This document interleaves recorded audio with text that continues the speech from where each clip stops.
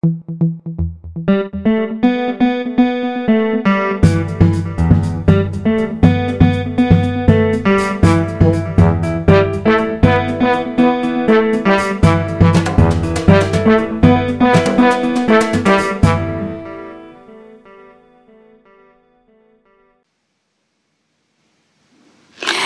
auditrices, auditeurs de la radio des Sans-Voix, bienvenue à votre émission Libre Expression. Pour ce mois-ci, nous allons, comme d'habitude, faire un point sur l'actualité concernant les événements liés aux droits de l'homme dans la presse francophone algérienne du mois de mai 2021. C'est moi la voix.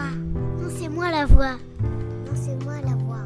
Nous sommes la voix. Nous sommes tous la voix des sans-voix. Liberté Algérie du 2 mai 2021, violation du droit politique et syndical, Louisa Hennoun dénonce une escalade inquiétante.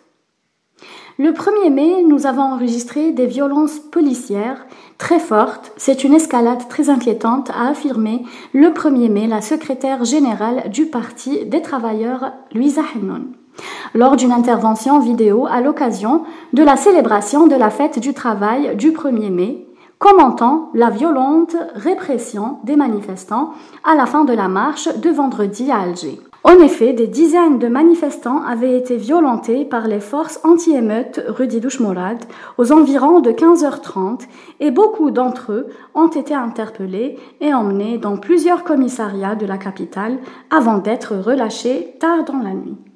Et dans le même journal, 230 agents de la protection civile suspendus.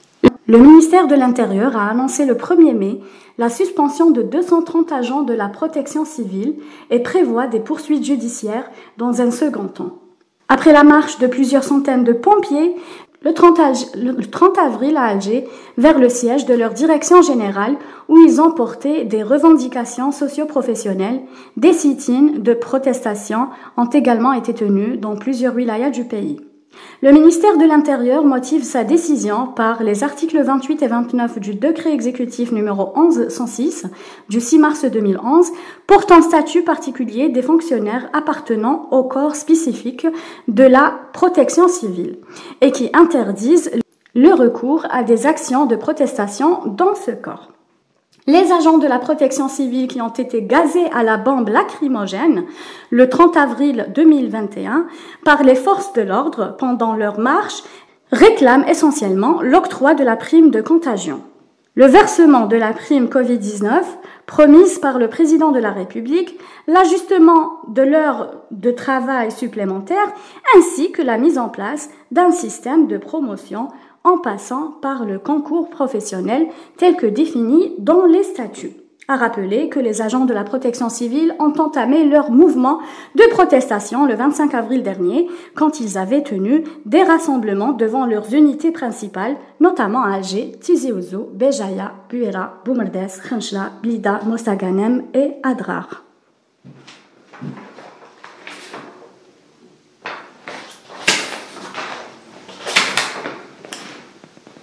TSA Algérie du 3 mai 2021 appelle à une large mobilisation en faveur du journaliste Rabah Karesh.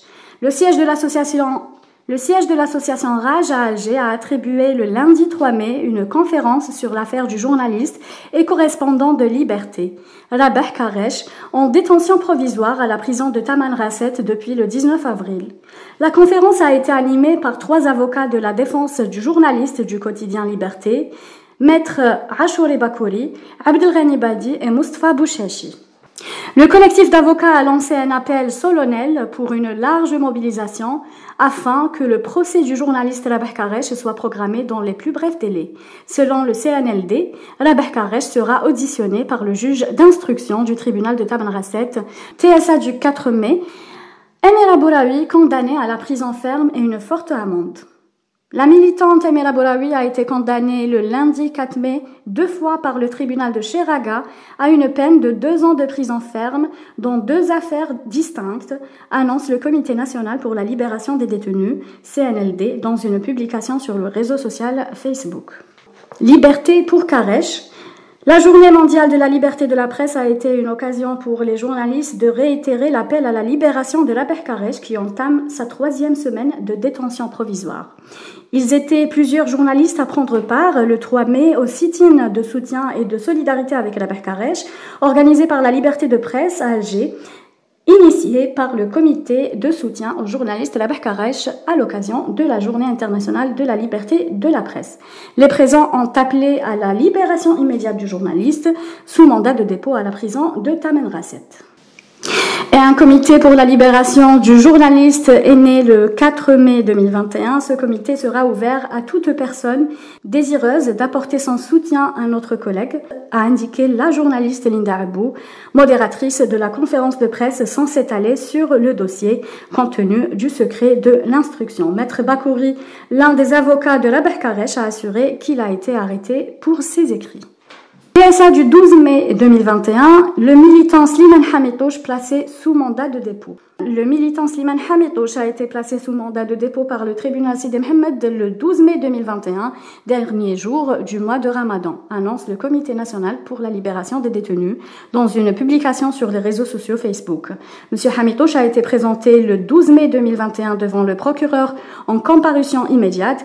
Il est poursuivi en vertu des accusations d'attroupement et d'incitation à attroupement. Son emprisonnement intervient alors que son procès était prévu pour le 19 mai dernier. Le militant avait été arrêté dans la nuit de mardi à mercredi par la police sous prétexte qu'il avait oublié de signer un document au commissariat Trollard après avoir été relâché la première fois, précise le CNLD.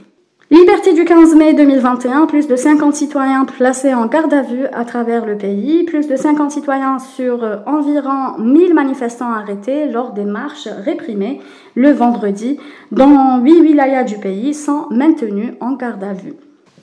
Liberté du 15 mai 2021, plus de 50 citoyens placés en garde à vue à travers le pays, plus de 50 citoyens sur environ 1000 manifestants arrêtés lors des marches réprimées jusqu'au 15 mai, dans 8 wilayas du pays, ont été maintenus en garde à vue selon le dernier recensement effectué par le Comité national pour la libération des détenus jusqu'au 15 mai. À Alger, le CNLD a communiqué les noms des 30 citoyens, dont la journaliste de Radio M Kenza Khatou et le membre de la direction du MDS, Wahid Benhala, placé en garde à vue alors que 23 autres manifestants à Sétif et 5 à Bourj Bouareraj, 3 à Annaba et 5 issus de Chlef, Biskra, Tiaret, Constantine ont été toujours maintenus dans les commissariats de police le 15 mai 2021. TSA du 17 mai 2021, Amnesty appelle à l'abandon des poursuites contre Chouicha, Boudour et Lokil. Amnesty International a appelé le 17 mai 2021 à l'abandon immédiat de toutes les poursuites engagées contre 15 militants du Hirak, dont les défenseurs des droits humains Qaddour Chouicha, Jamila Lokil et Saïd Boudour. Al-Watan du 18 mai 2021, Ihsan El-Qadi placé sous contrôle judiciaire. Le journaliste et directeur de Radio M et Maghreb émergent, El-Qadi Ihsan, a été placé le 18 mai 2021 sous contrôle judiciaire par le juge d'instruction près le tribunal de Sidi Mohamed à Alger. Selon le Comité national pour la libération des détenus CNLD, celui-ci est poursuivi suite à une plainte déposée par le ministre de la Communication après la publication par ses soins le 23 mars 2021 d'un écrit sur Radio M. Il s'agit selon toute vraisemblance de l'article relatif à Rachad. D'après les premières informations, les chefs d'accusation retenus à son encontre sont atteintes à l'unité nationale et publications pouvant porter atteinte à la sûreté de l'État. Ihsan avait reçu une convocation le 17 mai 2021 de la part de la gendarmerie nationale de Bebjdid le 17 mai pour être présenté le 18 mai au tribunal de Sidi Mohamed. A noter en dernier lieu que le journaliste exerçant pour le même média que Kenza Khatou en garde à vue depuis le 15 mai devait comparaître le 18 mai 2021 devant le juge d'instruction près du tribunal de Sidi Mohamed. Liberté du 19 mai 2021, les syndicats indépendants de l'éducation menacent de boycotter les examens de fin d'année.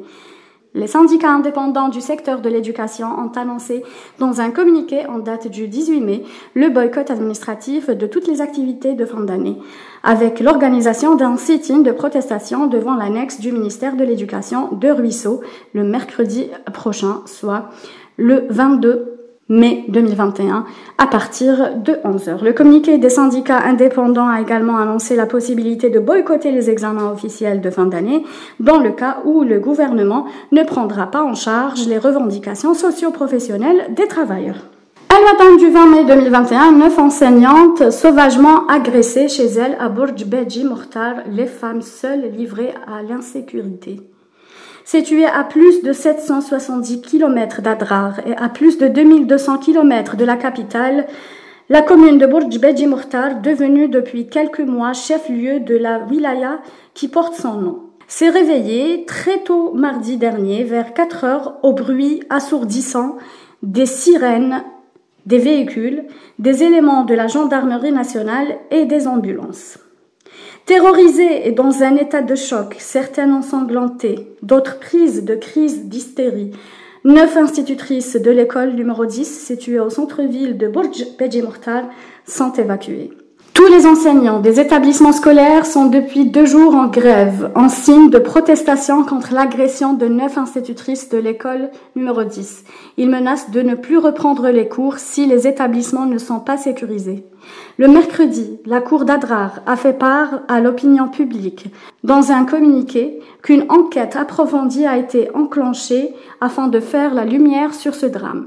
Et dans ce même sillage, elle a annoncé l'arrestation de 2 suspects qui ont été reconnus par les victimes comme étant bel et bien certains de leurs agresseurs.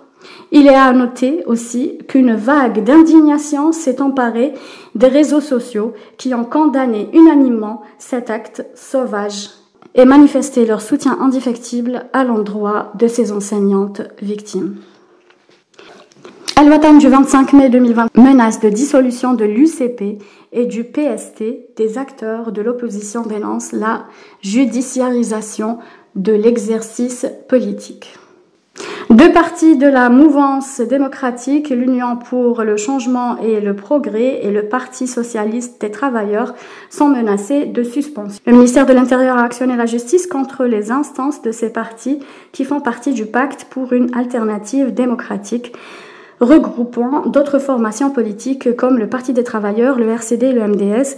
Des partis politiques et défenseurs des droits de l'homme ont dénoncé ce qu'ils qualifient de cabale judiciaire qui sonne, selon eux, comme un règlement de compte lié plus particulièrement aux positions politiques de ces partis.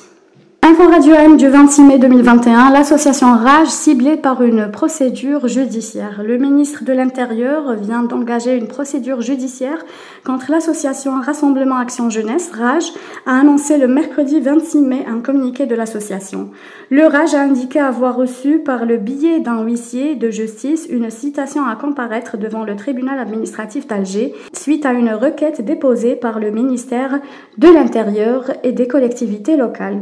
Selon le communiqué, le ministère veut la dissolution de l'association RAGE sous prétexte que les activités de l'association sont en violation de la loi 1206 régissant les associations et en contradiction avec les objectifs énumérés dans les statuts de l'association.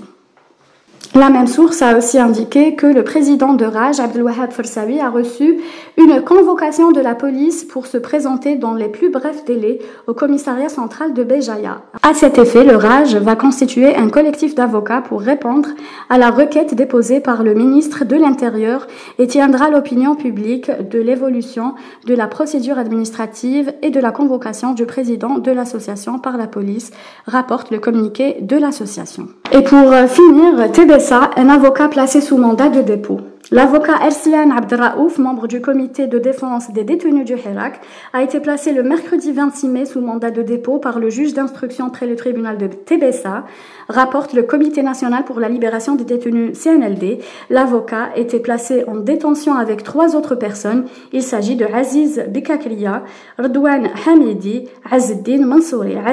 Aziz Bikakria, Redouane Hamidi, Azzeddine Mansouri et Abderraouf Erslan, placés sous mandat de dépôt par le juge d'instruction le mercredi 26 mai 2021 après présentation devant le procureur du tribunal de TBSA, précise le CNLD.